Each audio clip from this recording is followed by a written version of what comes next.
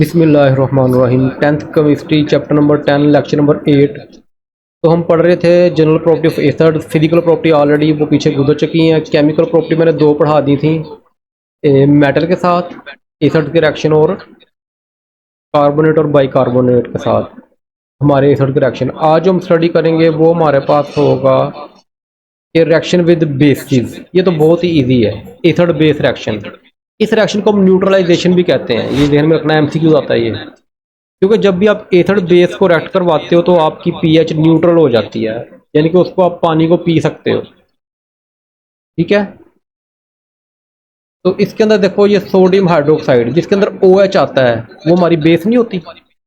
याद आया कि नहीं? आर्हीनियस, इसके अंदर OH, जो OH डोनेट करे वाटर को, वो बेस होती है और HCl हमारा एसिड है। तो ये रिएक्शन देखो, सोडियम की वैलेंसी कितनी होती है? गुड, शाबाश।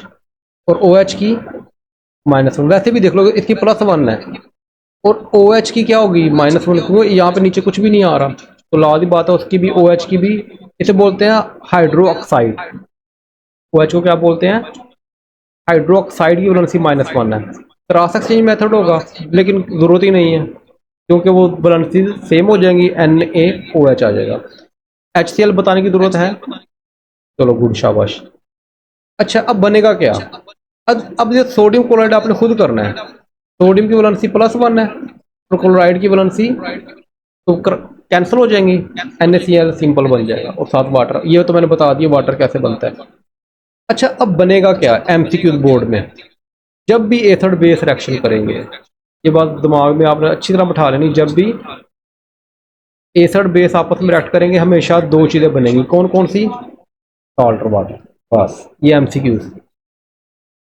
उसने इस तरह तहरीर में लिखा होगा, रिएक्शन भी ना दिया हो, शायद रिएक्शन दिया हो तो आपने खुद आगे से देख लेना है। कुछ सवाल ऐसे भी आ जाते हैं शॉर्ट क्वेश्चन के, कंप्लीट द रिएक्शन। तो जब आपको आइडिया होगा कि इससे कौन सी चीज बन सकती है तो आप उसको इजीली कवर कर सकते हैं।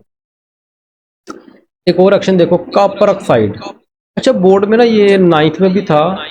ये कॉपर आपकी मेटल है कि नॉन मेटल है? कॉपर जो है ये हमारी मेटल है, ये डी ब्लॉक एलिमेंट्स है। और ये ऑक्साइड, जितने भी मेटल ऑक्साइड होते हैं, जितने भी, वो सारे बेस होते हैं। ये बोर्ड आपने ना दिमाग में बैठा लेना है। ये कैसे होते हैं मुझे चाहिए तो था आपको यहाँ पे थोड़ा एक्सप्लेन कर देता, शायद मैंने किया हो आगे, लेकिन आपने इसको लफ्ज़ों को ध्यान में रखो।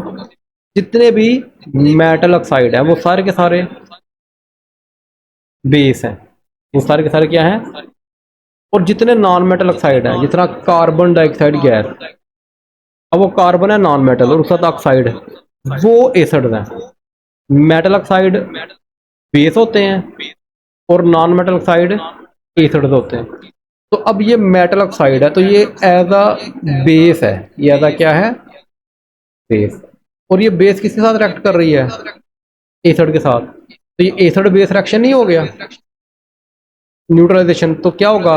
अच्छा, कॉपर की वैलेंसी, कॉपर की, जिंक की, और क्या आया था एक, कैल्शियम, इन सब की +2 होती है।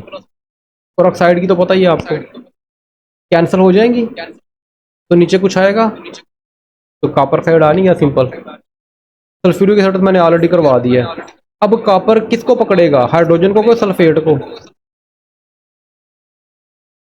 गुड, शाबाश। ये कॉपर पॉजिटिव है तो इन दोनों के में से जो नेगेटिव है उसको पकड़ेगा। हमेशा पॉजिटिव किसको अटैच करता है? नेगेटिव को पकड़ता है। तो कॉपर किसको पकड़ेगा? नेगेटिव को। तो क्या बन जाएगा? Copper sulphate. और H2 किसको पकड़ेगा? ऑक्सीजन को। और क्या बन जाएगा? वाटर बन जाएगा। आगे बात समझ यहाँ तक? तो देखो, एसिड बेस रिएक्शन, ये एसिड है, ये बेस, क्या बना? साल्ट और वाटर। देखो वही चीजें नहीं बन रही, साल्ट और वाटर। क्लियर होगी बात यहाँ तक? कॉपर का भी ये समझा दिया मैंने, क्रॉस एक्सचेंज मेथड। हाँ, इसके कॉपर का भी देख लो, कॉपर +2 सल्फेट -2 कैंसिल हो जाएंगे, क्या बन जाएगा? कॉपर सल्फेट बन जाएगा। अच्छा, ये नेक्स्ट आ गया हमारे पास रिएक्शन विद सल्फाइड एंड बाईसल्फाइड। अच्छा, सल्फेट तो मैंने पढ़ा था। सल्फेट का फार्मूला क्या था? SO4 सी -2। अब है सल्फाइड, सल्फेट होता है SO4, सल्फाइड लाने के बाद थोड़ा सा फर्क होगा, SO3 होगा। क्या होगा, आगे बात समझ। सल्फेट SO4 हो तो सल्फेट, SO3 हो तो सल्फाइड। बाइट का मतलब होता है हाइड्रोजन लग जाना। तो ये भी सिर्फ SO4 सल्फेट, SO3 सल्फाइड, ठीक है। ये सल्फाइड है, इसकी वैलेंसी भी -2 ही होती है। और कैल्शियम की वैलेंसी याद है, कैल्शियम की, जिंक की और कॉपर की वैलेंसी +2 ही होती है। कैल्शियम +2, अच्छा ये देखो, ये मैंने, ये तो आप खुद ही बना लेना। ये कैल्शियम की +2 सल्फाइड की -2 कैंसिल हो गई, कैल्शियम सल्फाइड बन गया। अच्छा कार्बोनेट, कार्बोनेट क्या होता है, CO3 -2। सल्फेट क्या होता है, SO4 -2। सल्फाइड क्या होता है, SO3 -2। अब मैं देता हूं इनके बाईसल्फाइड, कार्बोनेट का बाइकार्बोनेट, हाइड्रोजन आ गया और एक में कमी हो गई, -1 हो गया। इस तरह सल्फेट का बाईसल्फेट, HSO4 -1 हो गया। सल्फाइड का बाईसल्फाइड, HSO3 -1, यानी कि सेम चीज़ें ही हैं। सल्फ बाई जहाँ पे आ जाएगा -1 वैलेंसी होगी, बाई जहाँ पे आ जाएगा। इस तरह आपको ये चीज़ें ना दिमाग में रह जाएंगी, भूलेंगी नहीं। और यही आते हैं रेडिकल मोस्टली।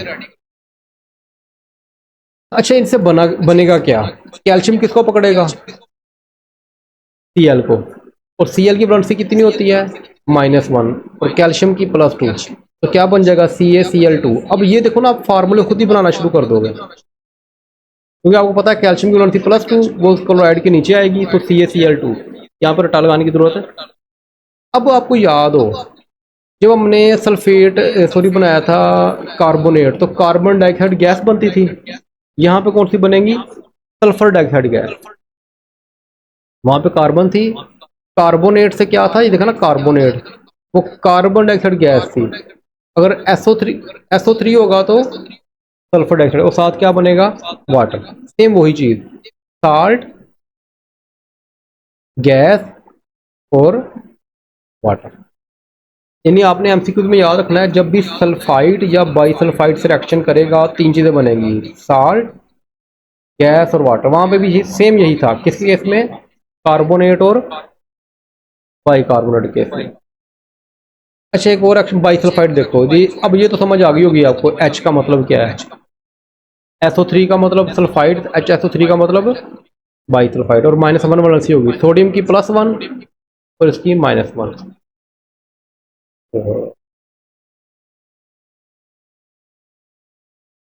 सोडियम की +1 और HSO3 की -1।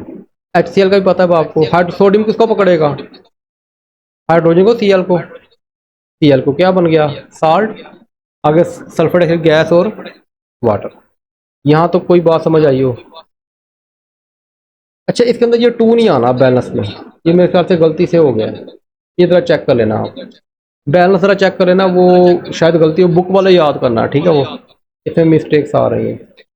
अच्छा आखिरी रह गया मेरे ख्याल से, लास्ट देख लेते हैं, 5 पॉइंट है, रिएक्शन विद सल्फाइड। अब देखो ना, पीछे सल्फेट आया, सल्फाइड आया, टी वाला, अब आया सल्फाइड। सल्फाइड होता है सल्फर, S, ये -2 होता है, ये देखो जरा इधर, FeS। ये होता है आयरन, आयरन की दो वैलेंसी होती हैं, +2 भी होती है, +3 भी होती है, लेकिन यहाँ पे +2 है। क्यों ट्रू है वो देखो जरा, ये फेरस बोलते हैं, Fe+2 S-, वो दोनों कैंसिल हो गई, तो क्या बना, FeS वैसे का वैसे ही आ गया। तो इसका मतलब दोनों की +2 और -2 वैलेंसी है, कैंसिल हो गई। अगर +3 होता तो फिर कैंसिल नहीं होनी थी, 3 इधर आना था, 2 इसके नीचे आना था। आ रही ना समझ अब, ये तो मेरे को बताने की जरूरत नहीं है। आयरन किसको पकड़ेगा, सल्फेट को, SO4 को। अब आयरन की वैलेंसी +2, सल्फेट की वैलेंसी, तो कुछ आएगा नीचे, नहीं, दोनों वैसे के वैसे ही आ जाएंगे। और हाइड्रोजन की +1, सल्फर की -2, तो इसका 2 इसके नीचे नहीं आ जाएगा, H2S बन जाएगा। ये गैस होती है मेरे ख्याल से। तो इसमें याद रखना है क्या बन रहा है, साल्ट और गैस। लेकिन वो बन रही है hydrogen sulphide gas. Hydrogen salt बनेगा और गैस बनेगी। एमसीक्यू के लिए हो गया। अच्छा, ये थोड़ा सा ना आपने बोर्ड में एमसीक्यूज के लिए भी याद रखना है, शॉर्ट क्वेश्चन भी आ जाता है कि मिनरल एसिड्स के नाम बताएं, या मिनरल एसिड कौन से होते हैं, कोई एक बताएं जो एमसीक्यूज में आ सकता है। तो याद रखना HCl, ये मिनरल एसिड है, ठीक है। सल्फ्यूरिक एसिड भी क्या है आपका, मिनरल एसिड है। इस तरह नाइट्रिक एसिड भी आपका मिनरल एसिड है। ये तीन जो है ये आपके मिनरल एसिड है, ये आपने ध्यान में रखने हैं। ये बोर्ड में शॉर्ट या एमसीक्यूज के लिए बहुत अहम है। मेरे ख्याल से ये ख़त्म हो गई प्रॉपर्टीज़। यहाँ तो कोई ऐसी बात जो समझ आई हो या कुछ पूछना चाह रहे हो, कोई भी क्वेश्चन हो तो आप पूछ लेना मुझसे, तो इंशाल्लाह मैं उसका रिप्लाई कर दूँगा।